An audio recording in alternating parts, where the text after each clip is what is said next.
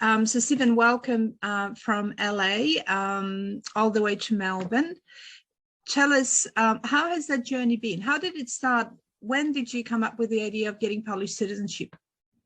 Oh, well, actually, my ex-wife is French, and I had thought about getting a French passport when I was married to her. It never happened. Then we split up, but we were still legally married in France. So we maintained a good relationship. So I said, well, before we actually divorce in France, let me see if I can give this one more try. And the requirements and so forth weren't going to work. So it was she who suggested, she said, well, I know that there's a program in Germany, and my mother was born in Germany. And maybe there is something I could do there that has to do with the Jewish heritage and so forth. So I investigated that at the time. And I know the law has changed since, but I wasn't able to, my mother couldn't transfer her citizenship over to me. It was only, it could only come from the father. Again, I know that's changed and just recently from, as a matter of fact, from your newsletters. That I read. And then there was problems in finding her birth certificate, and then I decided to look. I said, well, I wonder, my paternal side, grandparents were born in Poland. So I thought, well, let me look into that. And that's how it started. I did a little research on organizations that might be able to help me, and Polaron came up quickly as one that could help. And then, as it turns out, in the research, my grandparents on my mother's side were also born in Poland, and that was one of the myths that was busted during all of this research over the years.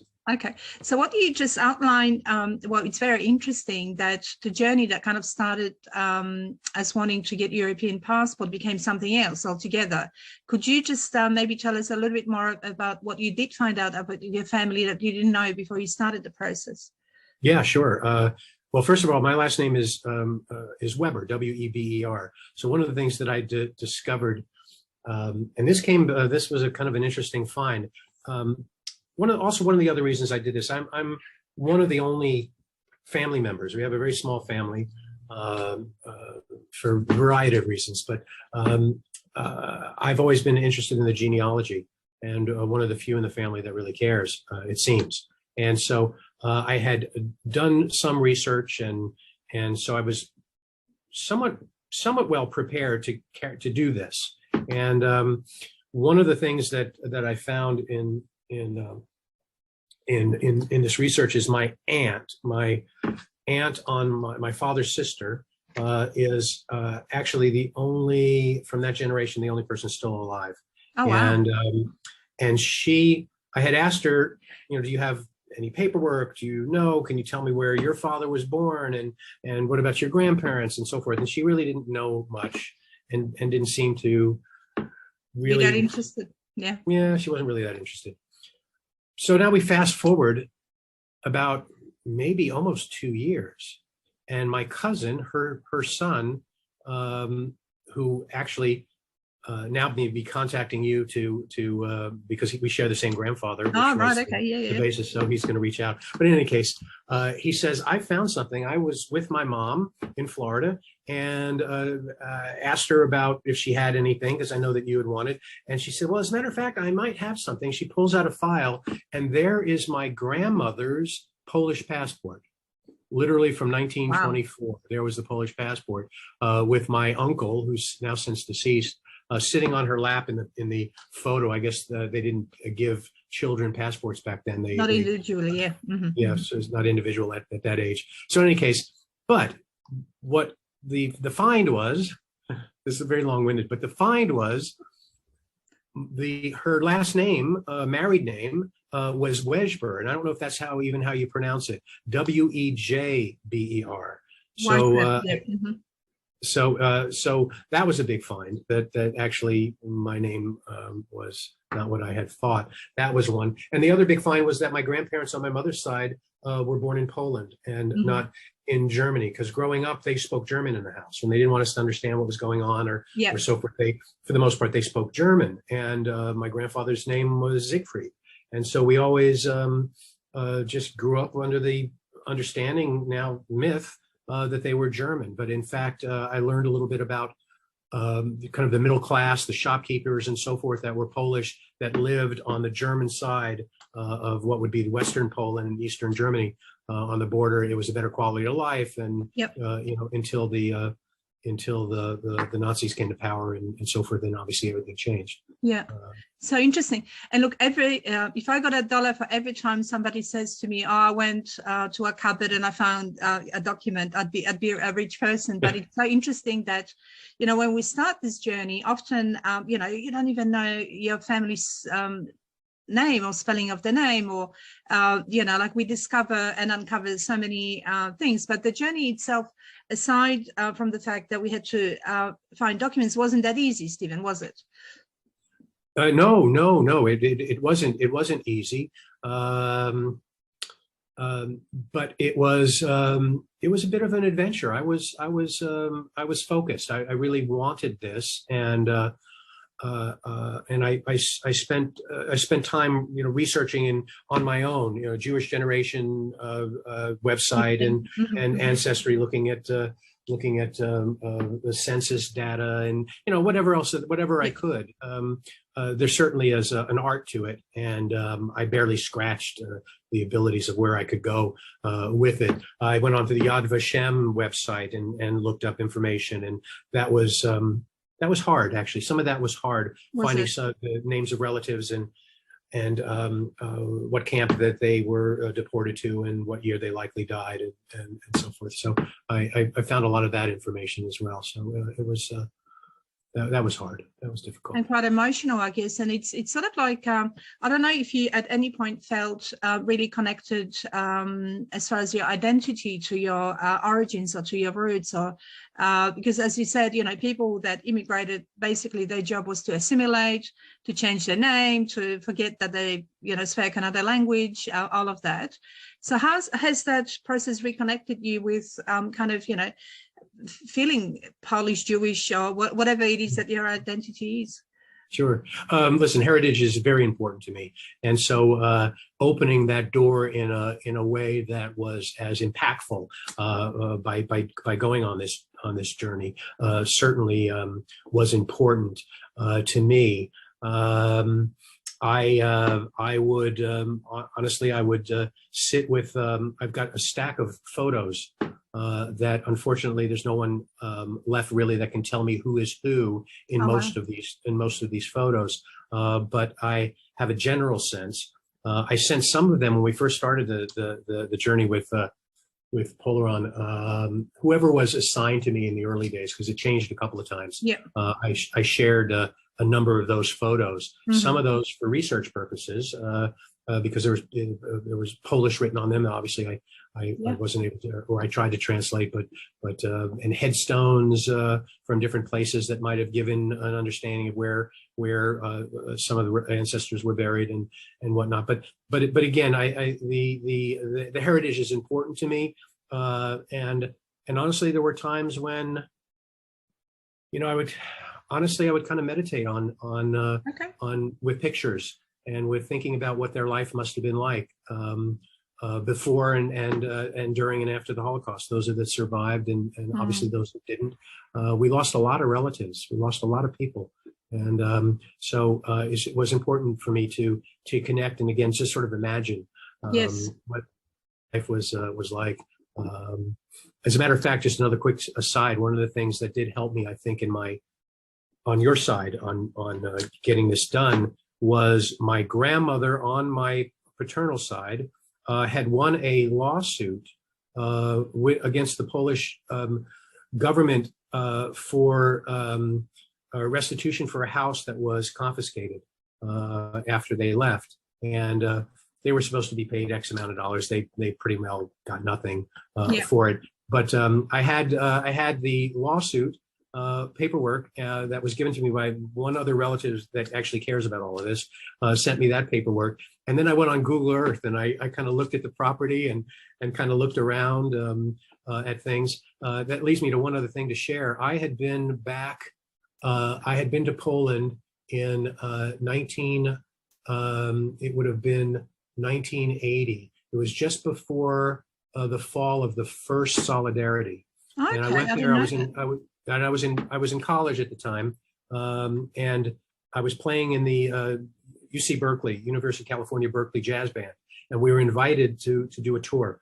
In any case, Poland was part of that tour. We were invited by the Polish Jazz Society, and I ended up staying after the band went back to the States. I stayed in Poland for another 2 weeks and hired someone that took me around to look at my roots. It took me to where my grandfather lived, Dubienko, which is right now on the Russian border, and took me there. And I went to Majdanek and some of the other concentration camps, and to Helm, and did really a tour. And it was only, gosh, when I was in my early 20s at the time. So I had a connection. So being able to do this was kind of a long arc, really, of my life, really, to get to this point. And I think it's a bit of a gift. I often say to people that, hopefully our ancestors are smiling down and saying, what a good job. But for some people, disconnecting from Poland was a priority as well. And that's well understood for good reasons, whether it's poverty or, anti-Semitism or, economic or political reasons. But it seems like we've come a full circle, and by finding those documents, you've been able to get European citizenship or Polish citizenship. Do you think your relatives would be happy if they knew right now? I think so. I think most of them would be. I'm not so sure. There's a couple that were kind of surprised by it. Okay. And I had to tread a little bit lightly when I told them what was happening, because I thought they may have a strong reaction. In fact, pretty much everybody was supportive. There was something that I wanted to do, and they respected that. It might not necessarily be something that they would want. One cousin, in fact, her father was a partisan fighter in Poland, and was able to get out. So there's a long history there, and his, I suppose, deep hatred, really, for the Polish government and for Poland in general, probably rubbed off on her to a degree. And so she, I was a little concerned she would have a hard time with it, but no. Yeah. It was fine. I think, yes, it's interesting because even for Germany, I know that even a few years ago, Jewish people that we work with wouldn't have a bar of it. And, there's a sense of kind of reconciliation and maybe righting some wrongs through this process as well for people. So it's really interesting that you say that. So from 1980 till now, have you been back to Poland? No, I haven't. It's oh my goodness, you gotta go. No, oh, absolutely. It's absolutely on the short list. So we're trying to figure out a way that we can would do it. So for sure, it's on the short list. Well, when you do go, we're going to have to talk again, because in 1980, I was still living in Poland, of course, and I know that it was a bit of a grey and depressing place, and we were under the Russian rule, and it was an interesting time that you were, there, because this was before the Berlin Wall came down and Poland essentially regained its freedom. What month were you there, Stephen? What month? I was there in the summertime. It would have been, it would have been the summer when we were there. And we toured. Yeah, we toured Scandinavia. We did jazz festivals in Scandinavia. We actually had to drive from West Germany through East Germany to get to Poland.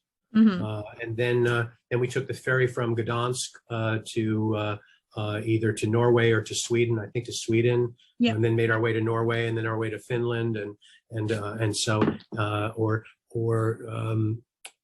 no, it's actually, I'm doing it backwards. We went to Scandinavia first, and then landed in Gdansk. And and then made our way to Warsaw, and eventually, then I stayed. So I'm sure it's changed tremendously. As I said, it was just before the first Solidarity was thriving, and then it was the general who came in and cracked down. Jaruzelski, introduced the martial law. So I was still in Poland, and I remember I was a young kid, and I still vividly remember what it was like. And at the time that you were there was no food in supermarkets. I don't know if you experienced that or remember that, but there were food shortages, all kinds of things. No, I don't remember that well. Again, I was a tourist for the most part, and I'm in my 20s. I'm staying in hostels. for the most part. I do remember having just an amazing experience in Krakow. That was one of the most beautiful cities I've ever been. So I really look forward to going back there. I remember there's a number of things I remember about Poland. And the other thing too is, I've been in the music business my whole life, and Poland has has always had a thriving jazz community, and some great players have come and live in Poland or are from Poland. So that's always been a draw. So I'll go back for sure. Okay, well, there'll be another opportunity to speak, but you've recently returned from Portugal and France. What was the difference traveling as a EU citizen? Did that make things a bit easier? What was it like? Well, actually, it was fun because it was the first time I got to use it. We got the passport in May, only a couple of weeks before our trip, which was a trip that had been, because of COVID, postponed. We made it 3 years ago. We made the plans and had to get postponed for several times. So we arrived in Portugal, which is quite popular these days, and unfortunately, their infrastructure in Lisbon hasn't kept pace with the amount of people coming in, and so there was a huge line to go through customs that snaked around, and we were told it was about an hour and a half wait before you would get through. And so I was with my wife, who has a US passport. And so I figured, well, I got to wait with her for a bit anyway. So I waited 10, 15, 20 minutes in this line. And I thought, well, I'm going to wander over to the EU section, which there was nobody at that point. Anybody who had come through had already gone through on the flights and whatever. So there were very few, maybe a couple of people or nobody. So I chatted with one woman who was standing there who was directing people. And I said, I have a Polish passport. And I imagine I just go through this line. She said, yeah, you can go through there. I said, well, I can't because my wife has a US passport. She said, oh, no, she can go with you. Yes. And so I didn't know that. So we went through. We were through in about 2 minutes. So that was my first use of my Polish passport. It was really quick and easy. And so now I know that in the future we can use it. Other than that, I was a little concerned. I had read, I have a friend of mine who worked for the State Department for many, many years. And I guess the early days he worked in consulates and whatever. And I was told when you leave or enter the US, you use your US passport. When you enter or leave the EU, use your EU passport. Yep. And so when we left, I didn't have a call to use my passport. We were in Portugal and we were in France. Didn't have to show my passport flying from Portugal into France. But when we left Vienna, we ended up in Vienna. When we left Vienna, I went to use my Polish passport to fill out the documents and so forth. And they asked me, do you have a green card? Oh, okay. And I was like, well, no, in fact, I'm a dual citizen and I have an American passport, and showed them that. And it was starting to get a little confusing for them. And a supervisor came over and said, just put the Polish passport info down. Yeah. And then that's what they did, and it was easy at that point. So yeah. I think once you go through the process once or twice, it becomes a kind of like a nearly automatic thing. All right. Well, Stephen, thank you so much for sharing all of that with us. We're very excited that not only you got your citizenship, but you've been able to use your passport. But we do have to talk again. Yes, when you please. do to Poland and come back, I want to know what your impressions are, because it's changed massively. Like from the time that you've visited, as far as infrastructure and I'm sure. just it's a happier place. It's a really good place to visit. So and Krakow hasn't changed, I have to tell you. It's kind of like one of the cities that is frozen in time, but it's so beautiful, and there's lots of cultural things and jazz, lots of music as well.